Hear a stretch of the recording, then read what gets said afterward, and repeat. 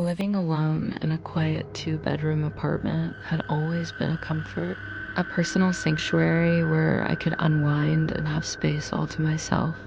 For a while, my roommate stayed with me, but when they moved out, I finally had the chance to reclaim the second room, turning it into my own private office, a place for work, creativity, and peace. I liked it that way, quiet, orderly, predictable. But one night, everything changed.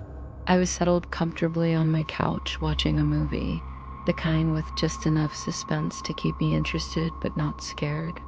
The soft glow of the TV filled the living room, and outside, the city hummed faintly in the background. Then, from somewhere deep within my apartment, I heard a sudden noise, a sharp sound of something crashing to the floor. It came from the direction of my office. The noise echoed through the small space, and my heart skipped a beat. I told myself it was nothing, maybe something had simply fallen over in the closet. After all, closets have a way of shutting themselves or shelves collapsing without a big fuss, right? So I tried brushing it off, returning my attention to the movie. But the unease began to creep in, sinking deeper into my mind like a cold shadow I couldn't shake. Every little sound suddenly felt amplified, the hum of the refrigerator, a creak in the floorboards, even the faint rustle of air from the ventilation vents. I felt watched, as if invisible eyes were tracing my every move in the silence. The apartment, once a place of solitude and comfort, suddenly felt claustrophobic and hostile. Minutes dragged by, each one tightening the grip of fear. The noise from earlier kept playing in my mind.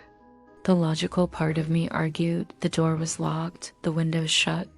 No stranger should be inside. But then, the primal part of me told a different story, one whispered in the dark. Something was wrong. Gathering every ounce of courage, I pushed myself off the couch and walked toward my office. The door was closed, as I always kept it, but this time I hesitated before reaching out. My hand trembled slightly as I switched on the light and pushed the door open.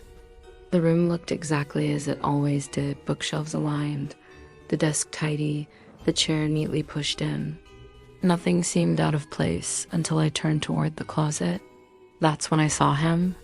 Standing there, in the shadows inside the narrow, cramped closet, was a man. Not hidden or crawling away, but fully upright, quietly staring back at me with eyes that pierced through the darkness. Time froze. I couldn't scream, couldn't move. My body betrayed me, the fight or flight response locking me into shock for a split second, but then my instincts kicked in with brutal clarity. I bolted. I didn't think about grabbing my phone or anything else. I threw open the office door, sprinted through the apartment, and burst into the hallway. My breath was ragged, heart pounding like a drum in my chest as I fumbled to call the police. Within minutes that felt like hours, officers arrived, and they went straight to the apartment. I barely managed to stay at the edge of the hallway, watching as they searched every corner. Then, I heard the officer's voice confirm what my eyes still couldn't fully process. The man was still inside the closet. He was arrested without resistance. The entire ordeal felt surreal. All the questions I had rushed back at me. How did he get inside? My apartment was on the third floor, with a single main entrance secured by a lock I had always been careful to use. Maybe I'd forgotten to lock it that night. Or worse, maybe he had entered long ago, silently waiting for the perfect moment. The thought sent a chill racing down my spine every time I replayed that evening in my head. How long had he been there, hidden from sight in the small, dark closet, breathing in the silence while I lived freely just steps away? No one could explain his motives or how he slipped past the security I trusted. Maybe he chose my apartment at random, or maybe he was watching me for days, weeks, silently stalking me from the shadows. I still wonder if any sounds I brushed off as mundane were warnings I ignored. The terrifying reality that a stranger was watching, waiting so close without my knowledge, left a mark on my sense of safety. Since that night, I haven't been able to fully relax in my home. Every creak, every unexpected noise makes my skin crawl. The office closet is now locked with an additional padlock, and even then, I don't like looking at it. Sometimes, in the stillness of night, I lie awake wondering if he is really gone or if his presence lingers somewhere just beyond my vision. A dark secret tucked away in the shadows of my own home. Living alone changed from a privilege to a source of dread, all because of one night and one moment, one terrifying glimpse of a man standing silently in the closet. It's a memory that haunts me, a reminder that sometimes the most dangerous threats are the ones that hide in the familiar places we call safe.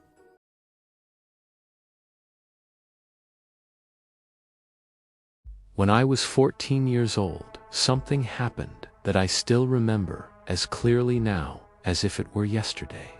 The kind of experience that makes you question what is safe and who you can really trust, even in your own home. Being an only child, I was used to spending a few hours alone after school sometimes, but this day was different. What began as an ordinary afternoon transformed into a night I would never forget, the kind of night that chills you to the bone just thinking about it. That Friday felt promising from the start. My parents had a work event and planned to be gone late into the evening. One of them had a dinner meeting, and they told me beforehand to keep the house locked up. But just in case I got hungry, they even left me money to order a pizza. A small thrill ran through me an evening alone with the freedom to eat whatever I wanted, watch TV, and play video games until they returned. It was rare to have nights like this, and for a moment I felt like the luckiest kid alive, soaking in the excitement of a night to myself. As I walked in the door after school, the house was quiet except for the faint hum of the TV downstairs. My backpack thudded onto the floor, and I was already planning the hours ahead. No chores, no interruptions, just me and my games. I dashed straight to my room, flicked on my console, and immersed myself in the digital worlds that offered an escape from the real one. Hours passed by unnoticed, the outside world fading away as I focused on my controllers and screen. Eventually, hunger gnawed at me, and I decided it was time to order the pizza. I grabbed the phone and quickly placed the order, choosing my favorite toppings without a second thought. It felt like a perfect moment-warm pizza on the way, quiet house, and a relaxing evening ahead. When the doorbell rang around 7 p.m., I jumped up eagerly and went to answer. The pizza delivery guy seemed friendly, the transaction smooth. I took the box, paid him, and headed right back upstairs, already imagining the cheesy slices waiting for me. Back in my room, I settled on my bed, the soft glow of the screen lighting my face, and started eating while gaming. The world outside was calm, and I felt safe, enclosed in my cozy bubble. But safety, I would soon learn, was an illusion. About an hour later, something happened that stopped me cold in my tracks. The front door, the heavy, familiar door that should have been locked, opened, slowly, quietly, and it wasn't my parents. I know this because they were supposed to be out late, and this was far too early for them. My heart hammered so loudly, I was sure it would betray me. I froze, unable to move, gripping my controller with white-knuckled intensity. The silence in the house was profound again, now broken only by the soft creak of the door swinging open on its own. Panic surged through me. Had I forgotten to lock the door when I left to get the pizza? My thoughts raced. This couldn't be happening. Then came the footsteps, slow, deliberate, very close. They weren't running or stumbling. Whoever it was moving with purpose. It was a sound that made everything inside me scream danger. I wanted to shout, to run, but my body refused to obey. The footsteps were just outside my bedroom door. I caught the faint outline of a figure through the cracked hall, shadowy, unrecognizable. My breath caught in my throat. I dared not move or make a sound. For what felt like an eternity, they stood there, as if debating whether to enter. The silence was suffocating. Then, almost as suddenly as they appeared, the figure turned and crept away, footsteps descending the stairs, and the front door swinging closed behind them once more. I waited there, frozen, heart pounding, unsure if they had really gone or were still lurking somewhere inside the house.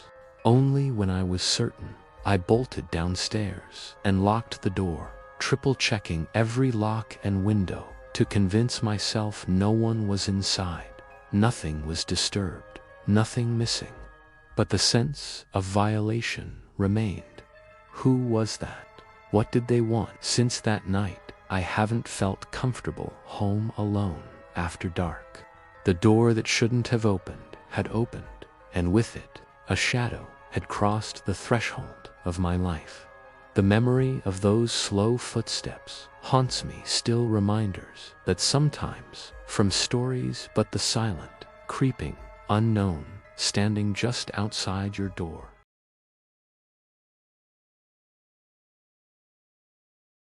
I work from home in a modern apartment nestled in a quiet, well-kept neighborhood. My workspace is a little corner in my living room where my computer setup fills my days and keeps me connected to work while the world moves quietly outside. The building isn't old. It's one of those sleek, shiny complexes with clean hallways and gentle lighting that usually makes you feel safe and secure. I've always appreciated the peacefulness, the feeling that everything is orderly and under control. That afternoon, nothing seemed out of place until it was. It started with a gentle knock at my door just after lunch. I wasn't expecting anyone, so the sound caught me off guard. Peering through the peephole, I saw two men wearing maintenance uniforms. One carried a toolbox, the other an air filter. They looked official. Their uniforms were clean, their manner calm and polite. They told me they were there to replace the building as air filters and promised it would be quick. I checked my emails afterward, and surprisingly, I hadn't received any notice about maintenance that day. Still, something about their professionalism made me want to trust them. I slid the deadbolt off and opened the door. After all, this was an ordinary task. It was routine for buildings to service their filters regularly. They didn't linger in the living room. Both of them headed directly toward the bedroom, the place where the air filter closet was. I watched silently, curious if this would really be as quick as they'd promised. One man opened the small door that hid away the vents and began his work while the other stayed close by, looking around casually. I returned to my desk, figuring it was best to just keep working. About a minute later, I heard the door to the apartment start to close. Then the click of a lock. But wait, did they lock the door behind them? That felt a little odd, but I shrugged it off and went to unlock it myself. Then I sat back down, returning to the screen of my computer, telling myself to focus. Time passed, the light shifting outside like it always did when the afternoon moved toward evening. The quiet buzz in the apartment never faltered. The hum from outside, the faint sounds of distant life in neighboring units, nothing alarming. Around 5 p.m., I wrapped up my workday.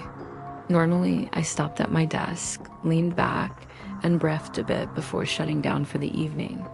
That day, I decided to take out the trash before I got too comfortable on the couch.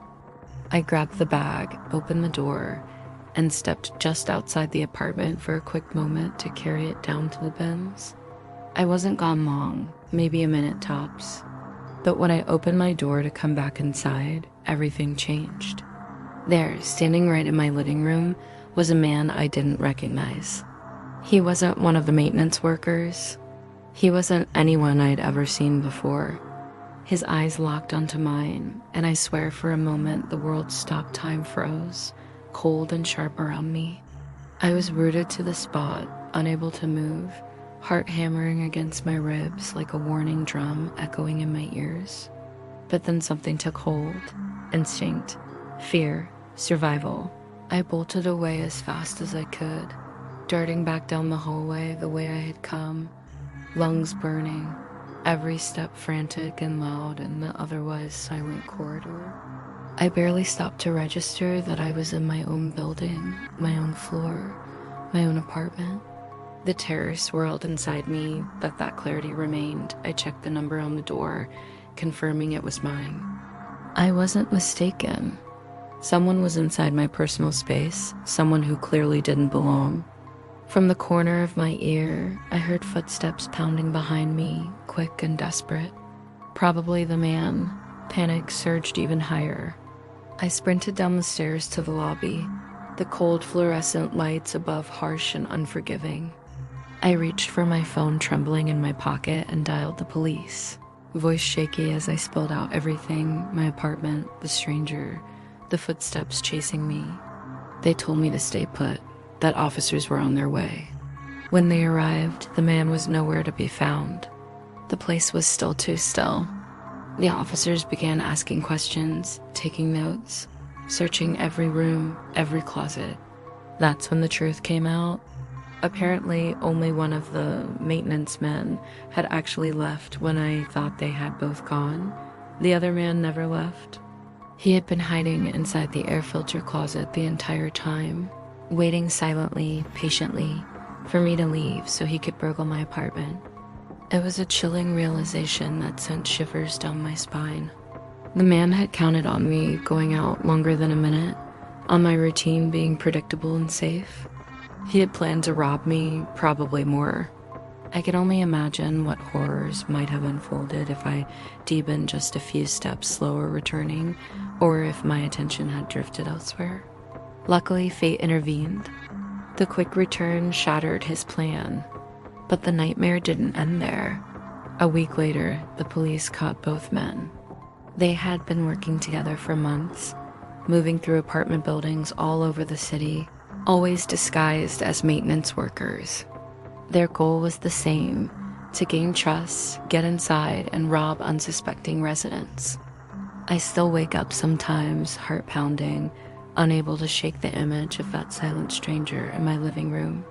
That thin line between safety and danger, so easily crossed. It's a terrifying reminder of how vulnerable we all can be, and how sometimes the quietest days hide the darkest shadows.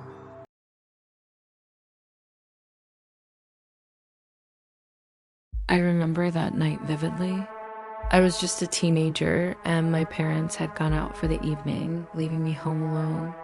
My brother was at a sleepover down the street, so I found myself with the house all to myself, a rare, quiet moment and that thrill of independence. I was chatting with my best friend, who lived just a few blocks away. We were giggling and talking late into the night, her voice lively and reassuring despite the darkening sky outside. Suddenly, she suggested I come over to her place. She knew I wasn't supposed to leave the house late, but the urge to see her, to break the monotony, was stronger than my reservations. I hesitated for a moment, then decided I'd be quick. I grabbed my keys, locked the door carefully, and stepped into the night. The streets, usually bustling with life, were eerily silent, cloaked in shadows and the dim glow of street lamps. I began walking toward her house, feeling a mix of excitement and apprehension. The quiet was almost deafening, only broken by the distant hum of cars and the rustling of leaves in the night breeze. As I reached her street, I felt a strange sense of comfort, like I was safe within my little bubble. After a few hours of hanging out, talking about everything and nothing, I said my goodbyes and started heading back home. The walk had always been familiar, but tonight the darkness felt different, colder, heavier. As I moved along the empty streets, I noticed something unsettling. There was a car behind me, a dark sedan that seemed to be moving at the same pace I was. At first, I thought it might be just another neighbor going the same way, but then I realized it wasn't passing me, wasn't even trying to turn off. It stuck to my tail, matching my every step, slow and deliberate, as if it was waiting for me to make a mistake. My stomach clenched with dread. I quickened my pace, nerves prickling at the back of my neck, but the car responded. It sped up, closing the distance. I looked over my shoulder, heart pounding, and saw the vehicle still behind me, even as I turned down a side street. Panic surged through me. I sprinted, adrenaline drowning out everything else, and my house finally came into view. I ran faster, lungs burning, muscles screaming, until I reached the door. With trembling hands, I fumbled for my keys, unlocked the door, and slammed it shut behind me. I locked the door tightly, my body trembling. From inside, I peeked out the window, heart hammering in my chest. I saw the car pulling into my driveway, its headlights glaring like a warning sign. My mind raced for solutions, for any way to feel safe. I watched as the car stopped, the door opened, and a tall man stepped out. He had dark hair, a scruffy beard, and an unsettling calmness in his demeanor. He approached the house, knocking steadily on the door. I froze, every nerve screaming at me to do something, but I couldn't move. I stayed silent, listening to each knock reverberate through me. He knocked again, then hesitated, waiting silently, his presence oppressive. Then suddenly he turned back to his car.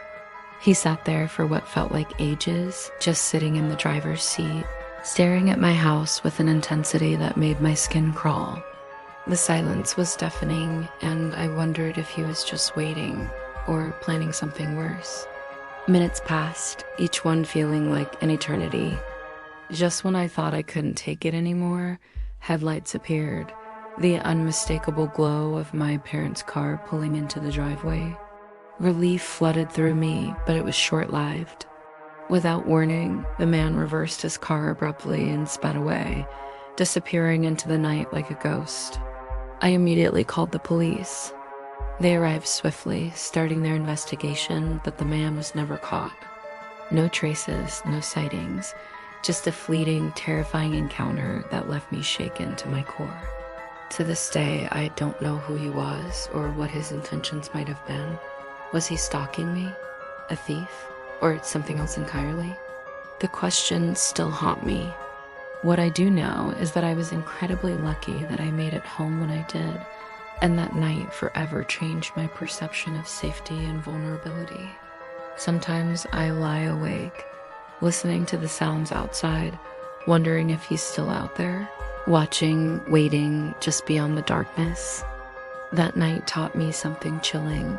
The peace we feel in the safety of our homes can be shattered in just a few seconds by the presence of something or someone dangerous lurking in the shadows.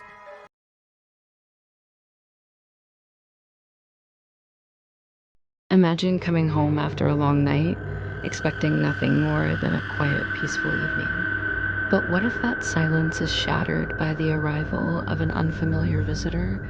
Someone lurking in the shadows, hiding behind a hood, watching your every move. That sense of calm suddenly feels fragile, like a thin veil ready to be ripped apart. 2 years ago, I rented a quiet house in a neighborhood so still it was almost unnerving. The kind of quiet where the wind doesn't dare whisper and the streetlights flicker, just enough to make darkness feel alive. I thought it was safe, perfect to unwind after long days at work. One evening, around 8 or 9 p.m., I was cooking dinner. The familiar rhythm of chopping and frying grounding me in normalcy. But little did I know, normalcy was about to shatter. The silence broke abruptly with a sharp knock at the front door. It wasn't just any knock, it was deliberate, insistent, and in the dead of night. My pulse spiked.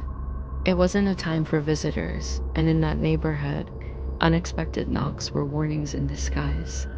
I froze, trying to pretend the sound was nothing but a stray animal scratching, but when I risked a look through the window, my blood ran cold. A figure stood there, shrouded in darkness, hood pulled up tight to conceal almost everything but the faintest outline of a face. It wasn't cold outside, and the sky was clear, so why hide in a hood? The shadows clung to him like a cloak, making his presence feel unnatural, like he didn't belong here. My gut twisted with fear. I didn't answer the door, but he didn't leave. Then the doorbell rang. That sharp metallic tone sliced through the quiet like a scream in the night. It was no accident. He wanted me to know he was there, daring me to open the door. My hands trembled, clutching the edge of the counter. I refused to move, heart pounding in my chest as that bell rang again and again. Minutes passed like hours. Every second stretched, thick with tension, as I debated whether to hide or run. I killed the lights, hoping the house would appear empty. Maybe then he'd leave, frustrated and unseen. But the silence made the tension worse. The house creaked, and somewhere in the distance, a dog barked once, sharp and startled. Then my eyes caught movement outside the kitchen window. There he was again, standing in my fenced backyard. His form is still as stone, eyes peering through the glass like he was trying to crawl right inside. My breath hitched. Before I could react, he rapped sharply on the glass 3 knocks, deliberate and slow. It was an invasion, a silent demand. The room seemed to close in around me, cold and suffocating. With every heartbeat, my fear grew. I dumped the utensils on the counter and fled to the living room, fumbling for my phone. The cold plastic felt foreign in my shaking hands as I dialed 911, whispering into the phone, my voice barely holding together. The dispatcher's calm didn't ease the storm raging inside me. I kept glancing back toward the window, but when the police arrived minutes later, the figure was gone, vanished like a ghost. The officers searched the surrounding streets under the weak glow of streetlights. They finally found him, a man claiming to be lost, looking for a friend's house. His story sounded then like a worn-out excuse. How did he know my house? Why did he return hours later, stalking my backyard under cover of darkness? That night warped everything I thought I knew about safety. I became obsessive, checking locks, inspecting windows, counting every shadow twice. The eerie feeling that he was still out there didn't abandon me. Sometimes late at night, I felt eyes on me, weightless, invisible, but terrifyingly real. What if he wasn't lost? What if he was waiting for a moment I was too exhausted to see? The unanswered questions gnawed at me, each one like a whisper reminding me that danger wears many masks, and sometimes the most terrifying ones are the quietest. From that night on, a flicker of porch lights, a crack in a window, even the faintest creak became alarms in my mind. The hooded man wasn't just a visitor. He was a warning, a glimpse into darkness that doesn't knock politely. And every night since, as I lay awake in a locked room, I wonder if he's still waiting just beyond the shadows, ready to cross the line I refuse to open. Would you like me to build an even deeper backstory for the hooded man, or add some supernatural elements to elevate the horror? Don't forget to subscribe because there are more stories like this waiting to be told.